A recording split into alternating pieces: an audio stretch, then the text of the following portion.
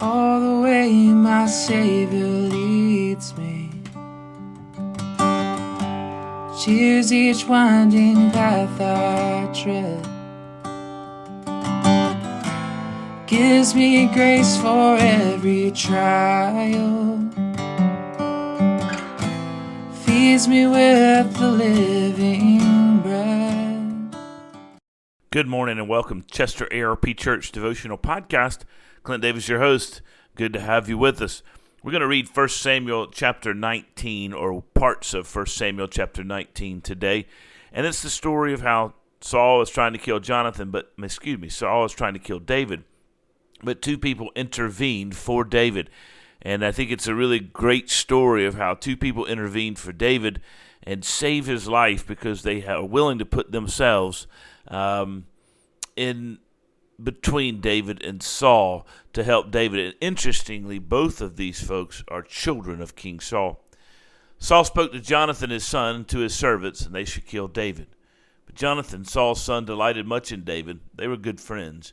And Jonathan told David, Saul, my father, seeks to kill you. Therefore be on your guard in the morning. Stay at a secret place and hide yourself. And I will go out and stand beside my father in the field where you are. And I will speak to my father about you, and if I learn anything, I will tell you.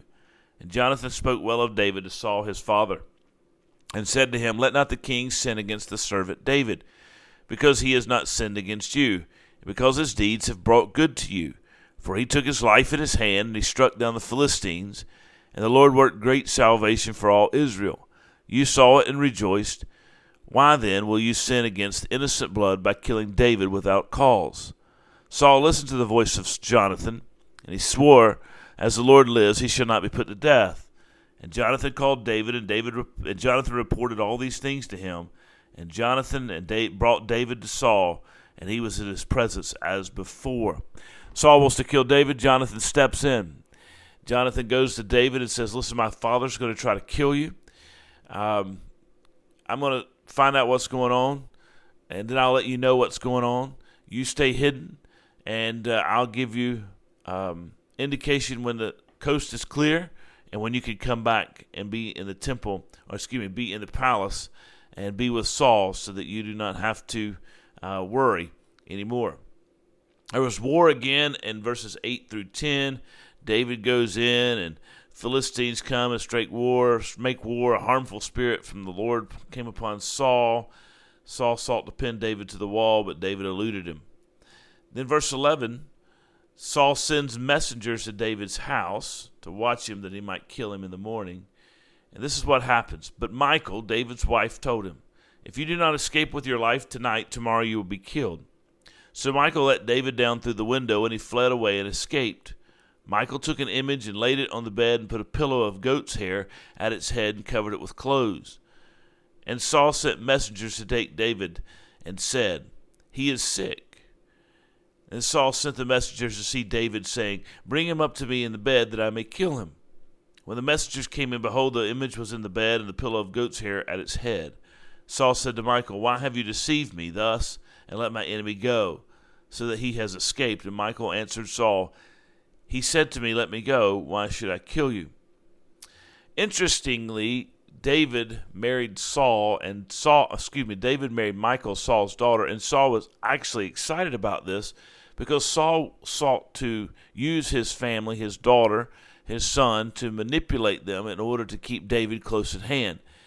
Saul was concerned about David. He was jealous of David. He didn't want David to be victorious. David was his great threat to the kingdom, and his great threat to his power and great threat to his throne. And so he wanted to have Jonathan and David close friends. He wanted to have David married into his family because Saul thought he could get loyalty from both of his children regarding David.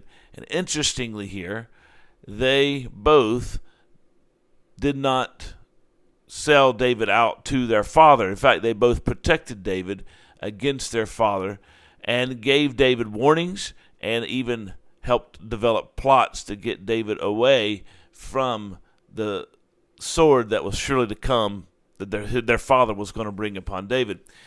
You know, God has a way of protecting his people.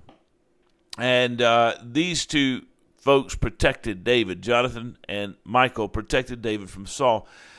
David is the man who's anointed to be king. He's going to be king. And he is protected by the grace, mercy, and providence of God.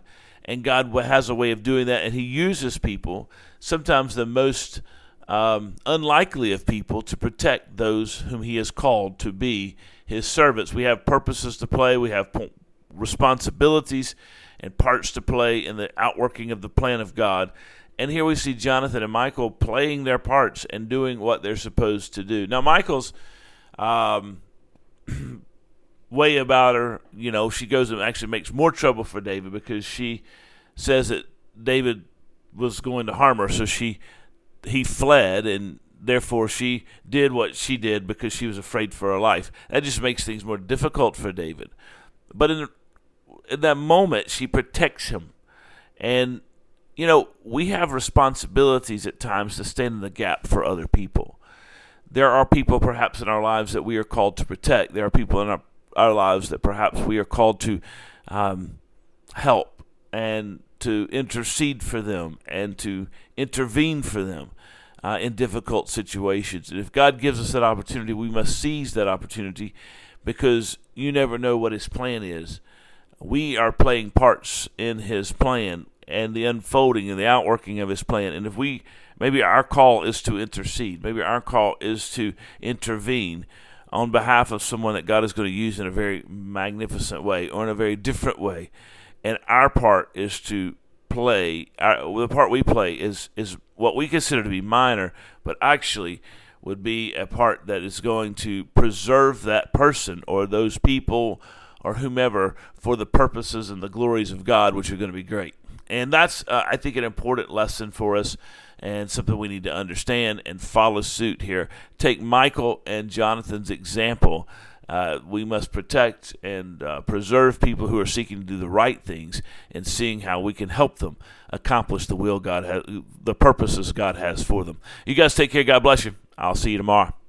You carry me close to your heart, and surely your goodness and mercy will follow.